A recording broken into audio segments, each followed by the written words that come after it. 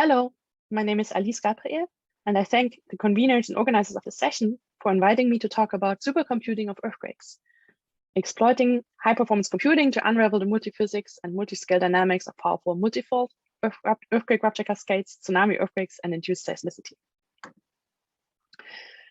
The motivation for data-fused dynamic earthquake rupture modeling of multifold earthquakes comes from observations. So earthquake science is increasingly data-rich. I show two examples here. One is a machine learning-based high-resolution earthquake catalog that reveals how complex fault structures are that were activated during the 2016-2017 Central Italy sequence, and the fault zone with compiled from high-resolution aerial photographs of satellites for the 1992 Landers, California earthquake. These are only two examples. We have many more if you're thinking about dense seismic arrays and array techniques to image earthquakes and emerging techniques such as distributed acoustic sensing. These data-driven methods hint on complex earthquake dynamics, which can be integrated synergistically with multiphysics forward modeling and powered by high-performance computing. I add to this observational fault zone picture here the outcome of a dynamic rupture earthquake scenario of the same earthquake. And we map here just the accumulated plastic off-fault deformation, matching nicely the accumulation of plastic strain in regions of complex fault structures, and also revealing strain localization in areas tracing actual fault zones that were not included in the first place in the model.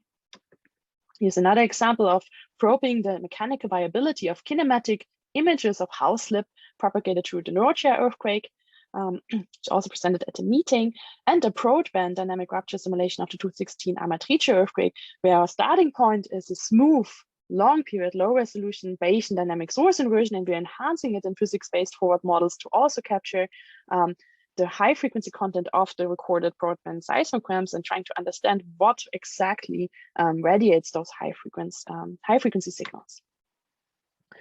Furthermore, we can use these models to inform in a physics-based manner probabilistic seismic or also tsunami hazard assessment, or for rapid earthquake response. The video that's playing is just one of hundreds of dynamic rupture simulations of the Husavik Flatte fault system in North Iceland, where we're interested in understanding which kind of ingredients we need in these models to be useful for hazard assessments. We hear just three different geometric representations of the fault structure, for example, and this is a comparison of our model outcomes in terms of spectral acceleration, so typical seismic engineering quantity compared to empirical ground motion prediction equations. We show that we can enhance these kind of empirical assessments in data sparse regions.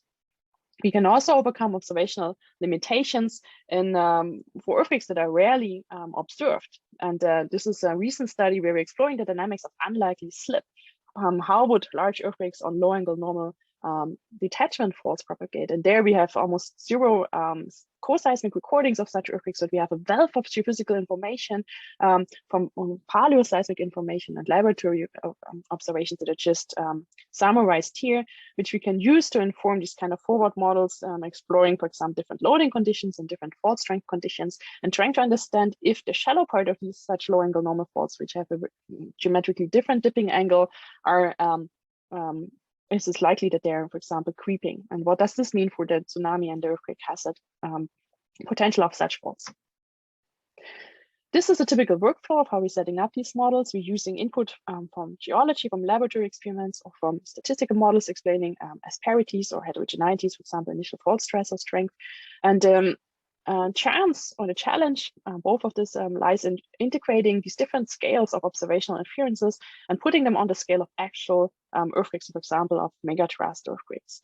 We're using a solver, which is most of the models that I show you, SciSol, a community code that we've been developing over the last decade or so, and we're generating output that ranges from synthetic seismograms to synthetic geodetic observables to ground information we can use for tsunami modeling on rupture dynamics in terms of everything that happens on the faults, helping us to understand fundamental earthquake physics. So these these models are empowered by supercomputing, and I show later that we're at the moment running these simulations at up to multipatter scale performance. So what can we learn from these models? This is one dynamic rupture scenario for 2 events, the Ridgecrest sequence. And we show that if you're integrating these different observations, ranging from back projection to fault surface offsets to GPS, INSAR, and other inferences, we can fuse community velocity and stress change models and find that we can match these observations if we assume a statically strong, dynamically weak, non-vertical quasi-orthogonal fault system.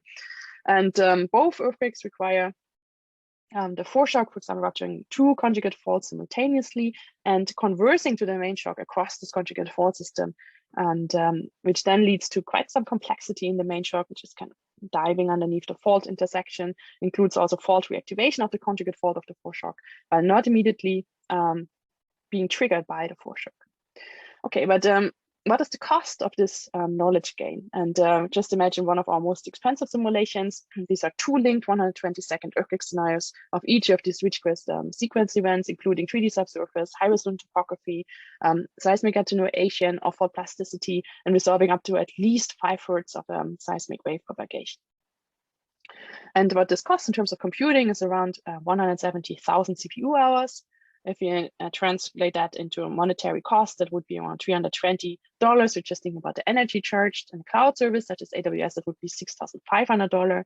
In terms of energy, that is a 2 barrel of oil equivalent. And in terms of carbon, that is equivalent to flying from London to Los Angeles. Or if we have a more energy efficient machine, we could fly a little bit less. But it's certainly a motivation to invest into optimization of these kind of methods. And if you're thinking about optimization, we might also want to think about model enabling. And one of the examples I want to show are we can use this to understand better the megatrust, earthquake, and tsunami dynamics and hazard. So the first challenge, if you're thinking about modeling earthquakes on these large structures, are these huge space and time scales, and also the geometric complexity that megatrusts are causing us. And here's just a visualization based on SLAB 2.0. Illustrating that if you want to do physics-based modeling of frictional failure, seismic waves, dynamic displacement, and tsunami modeling, we have to cover large time and space scales. And we've been tackling that in terms of computational optimization by using highly statically adaptive structured tetrahedral meshes and local time-stepping optimization. And we require numerical methods that handle geometric complexity and highly varying element sizes. And while a hero run, and I'm playing this dynamic rupture simulation and a linked tsunami simulation here. So while a hero run took 14 hours on a full supercomputer, we can now run these kind of simulations in 5.5 hours on 16 nodes. And this is enabled by end-to-end computational optimization, including, for example, a home frontier information server for fast asynchronous input and output and clustered local time stepping. Here's an example, global time stepping for the 2004 Sumatra Andaman earthquake scenario that I just showed. For efficient implementation, we could, in principle, allow each element to have its own time step, limited by the CFL condition, resolving seismic wave equations, hyperbolic PDE, but we are clustering elements to make the best use of the hardware that we have available. It's also important to note that we have very few elements actually hosting these kind of multiphysics frictional interface condition, but it's really crucial to optimize those, since this is where the mesh generation is typically the most challenging, that would be limiting our global time step. The second challenge is a geophysical one. It's how to constrain the initial conditions and how to verify independently the scenario outcomes, given megatrust structure complexity and scarce or asymmetric instrumental coverage. And we've been recently addressing this and finding that we can identify regional scale key factors that help us to pin down megatrust earthquake tsunami dynamics, that stress, rigidity, and sediment strength. And specifically, I just showed 2 examples here. This is our preferred earthquake scenario, which includes pre-stress variation along strike, which is based on variations in tectonic convergence rates, as inferred from a simple unipolar analysis. If we wouldn't account for that and just assuming a simple fault constant loading along strike, we would never be able to match GPS observations. And another example is that dynamically sourced tsunami synthetics from these earthquake models are highly sensitive to the magnitude of fault slip to the trench and sediment strength. And there's more details in the talk by Thomas Ulrich at the meeting. We typically use a one-way linking approach to link these dynamic earthquake scenarios to the shallow water equations, but those may omit tsunami dispersion, acoustic waves, momentum transfer, and in general complexity and interference of all of these effects during tsunami generation. So what we've did for the Supercomputing conference this year is that we've been implementing a 3D solid fluid coupling to have fully coupled earthquake tsunami models, and we applied that to the 2018 Palu Sulawesi events. So that means we solved the elastic wave equation coupled to our nonlinear frictional sliding and complex fault network of the Palu Sulawesi earthquake in that case, acoustic wave equation describing acoustic waves in the ocean, and we have modification of the free surface boundary condition allowing us to model gravity waves and tsunamis in the same simulation. And here's an example of how this tsunami model looks like in the fully coupled approach compared to a linked shallow water solver, accounting for the complex bathymetry of Palu Bay. This is a multipatter flop simulation on our largest mesh we've been running so far, so 518 million elements, running in 5.5 hours on 3,000 nodes. Didn't require special allowance to do these simulations. And we were solving 30 Hertz in the recorded acoustic waves, 10 Hertz in the seismics, and reaching, importantly, excellent parallel efficiency, so 70% on SuperMOOC, and preliminary more than 95% on Frontera. And these fully coupled simulations really open a whole new study area where we can explore the complexity of earthquake-tsunami interaction during tsunami genesis. Another example of why we can use these methods, and it's nice to invest into geometrically flexible methods, is the understanding of induced earthquakes and specifically how they nucleate. So one of our hypotheses is that maybe it's important to understand that contributions of fractures being activated, small fractures hosted in the damage zone of a main fault. And what we've been modeling here, and that's work led by Kadek Balgunadi, is an earthquake simulation accounting for 850 multiscale fractures in the damage zone of a listric fault plane. And all of these interfaces that you see here in an exploded view label are allowed to slip co-seismically following a fast velocity peaking rate and state friction law.